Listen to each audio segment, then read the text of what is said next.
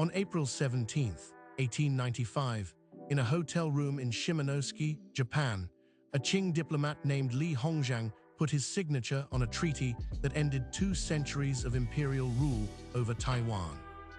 That signing was just the opening act. Within 30 years, the empire would lose Mongolia too, and the borders of modern China would be permanently redrawn. So here's the question worth asking: what if neither loss had ever stuck? This video is about 2 of those pieces specifically, Mongolia and Taiwan, shown here alongside the Chinese heartland, all under one throne in Beijing at the dynasty's height. It took the Manchu rulers barely a century and a half to build the wider empire around them, through conquest, marriage alliances, and in Mongolia's case, a negotiated submission that Khalkha nobles accepted rather than risk annihilation.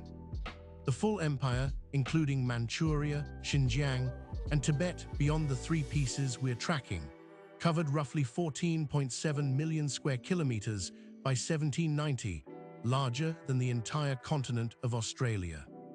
But empires that stop expanding start contracting. Wars with Britain, France, Russia, and finally, Japan peeled the map back, one treaty at a time. Taiwan went first. After losing the First Sino-Japanese War, the Qing ceded the island to Japan at Shimonoseki, the moment from our opening scene. Japan would rule it for the next 50 years. Then, in 1911, the dynasty itself collapsed, and when the center falls, the edges start asking whether they still want to belong to it. Outer Mongolia declared autonomy that same year. It flipped back under Chinese control briefly, then broke away for good in 1921 with Soviet Red Army backing, formally becoming independent in 1924. Here's the part that complicates the whole premise. Outer Mongolia wasn't some random province. It was ethnically and linguistically distinct, loosely governed even under the Qing, and its break was less a clean loss than a long-brewing divorce that Soviet geopolitics simply sped up. Taiwan's story is messier still. It actually came back to Chinese control in 1945, when Japan surrendered it to the Republic of China. It only split off again in 1949, when the Chinese Civil War ended with the communists on the mainland and the nationalists on the island. So the real what if isn't just about the Qing holding on. It's about a continuous Chinese state, one that never fractured after 1911, keeping both Mongolia and Taiwan inside its borders all the way to today. Picture that state now, in the present day. Same government in Beijing, but with Ulaanbaatar and Taipei still reporting to it instead of running independent capitals of their own. Add Mongolia's 1.56 million square kilometers and Taiwan's 36,000, and this unified China would cover roughly 11.2 million square kilometers, bigger than the entire United States, borders included. Here's a number that would genuinely shock people. China alone was overtaken by India as the world's most populous country back in 2023. Add Taiwan and Mongolia back in, and China edges back into first place by about 8 million people. It's a narrow win, and it wouldn't last. India's population is still growing while China's is shrinking. But it's a strange twist that 2 small territorial losses might have decided who holds the title of most populous nation on Earth. Worth noting, even this bigger China wouldn't fully match the old Qing map.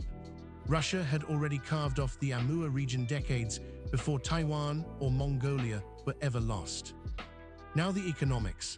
Mainland China's economy alone runs around $17.8 trillion. Taiwan adds another $780 billion. Mongolia, tiny by comparison, contributes about $18.5 billion. None of it closes the gap with the United States, but it narrows it. And Taiwan isn't just an economy, it's a choke point. One company on that island, TSMC, produces more than 90% of the world's most advanced semiconductors.